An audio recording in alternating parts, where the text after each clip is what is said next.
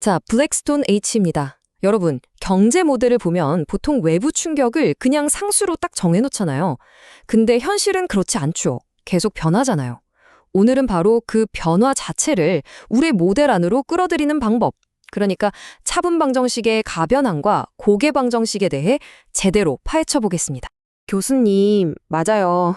항상 외부 충격을 상수로만 놓으니까 좀 비현실적이라는 생각이 들었어요. 만약에 이렇게 시간에 따라 경제에 영향을 미치는 힘 자체가 변하고 있다면 그건 대체 어떻게 다뤄야 하는 건가요? 아주 예리한 질문이에요. 바로 그 답을 찾아가는 게 오늘 우리의 목표입니다. 자, 오늘 여정은 이렇게 4단계로 구성되어 있어요. 첫 번째, 가장 기본이 되는 지수항부터 차근차근 정복해 볼 거고요. 그 다음엔 다항식항으로 넘어가고 이 원리들을 더 복잡한 고개방정식까지 쫙 확장시켜 볼 겁니다.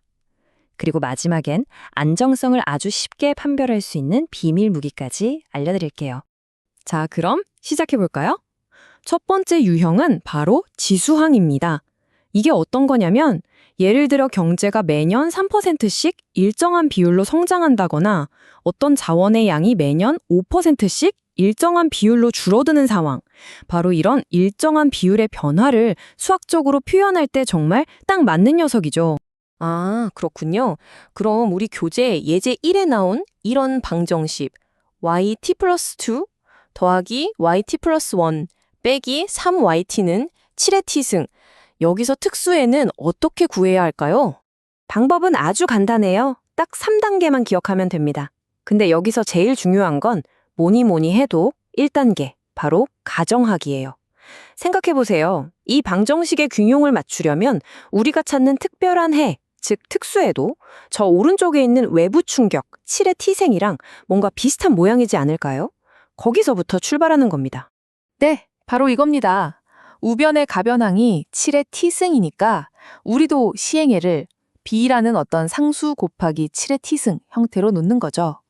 그리고 이걸 원래 방정식에 그러니까 yt, yt 플러스 1, yt 플러스 2 자리에 각각 쏙쏙 집어넣는 거예요. 그렇게 해서 양쪽이 똑같아지게 만드는 바로 그 b값을 찾아내기만 하면 끝입니다. 계산해보니까 b가 53분의 1이 딱 나오네요. 신기하네요. 결국 특수해라는 게 원래 있던 가변항의 그냥 축소판 같은 거군요. 정확합니다. 아주 잘 파악했어요. 그런데 말이죠. 만약 가변항이 이런 지수 형태가 아니라 다항식 형태라면 얘기가 완전히 달라집니다. 이 슬라이드에 보이는 것처럼 우리가 출발해야 할 가정 자체가 근본적으로 바뀝니다. 자, 이제 두 번째 유형, 다항식 항으로 넘어가 보죠. 이건 또 어떤 상황일까요? 예를 들어 정부 지출이 매년 100억씩 똑같이 늘어나는 게 아니라 첫 해엔 100억, 다음에는 200억, 그 다음엔 300억 이렇게 점점 더 큰 폭으로 늘어난다고 생각해 보세요. 이런 가속도가 붙는 추세를 표현할 때 t제곱 같은 다항식이 아주 제격이죠. 오케이, 그럼 아까 배운 대로라면 시행해를 그냥 bt제곱 이렇게 놓고 풀면 되는 거 아닌가요? 바로 그게 다항식을 다룰 때 가장 빠지기 쉬운 함정이에요. 아주 좋은 질문입니다.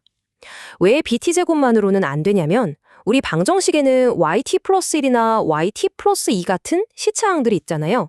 여기에 t제곱 형태를 대입해서 t 플러스 1의 제곱 같은 걸 전개해보면 어때요? 원치 않게 t항이랑 상수항이 튀어나오죠. 이 녀석들을 누군가 처리해줘야만 방정식의 균형이 맞거든요. 그래서 처음부터 시행회에 t항과 상수항까지 모두 포함된 완전한 2차 다항식 세트를 준비해둬야 하는 겁니다. 아하, 이제 알겠네요. 그러니까 t제곱이 보이면 t제곱만 생각할 게 아니라 t랑 상수항까지 한 팀으로 보고 이 팀 전체를 시항 회로로 가정해야 한다는 말씀이시군요. 그래서 개수도 3개나 찾아야 했던 거고요. 바로 그거예요. 그리고 정말 멋진 건 이 원리가 방정식이 아무리 복잡해져도, 그러니까 2차를 넘어서 3차, 4차, n차 방정식이 되어도 똑같이 적용된다는 사실입니다. 기본 원리는 절대 변하지 않아요. 그럼 정리하자면 방정식이 몇 차가 되든 상관없이 일반에는 언제나 보조해 yc랑 우리가 방금 배운 그 방식으로 구한 특수해 yp를 더하면 되는 거네요. 맞습니다. 자, 이제 해를 어떻게 구하는지는 알았어요. 그럼 이제부터는 훨씬 더 근본적이고 중요한 질문으로 넘어가야 합니다. 그건 바로 그래서 이 모델이 안정적인가 하는 문제죠.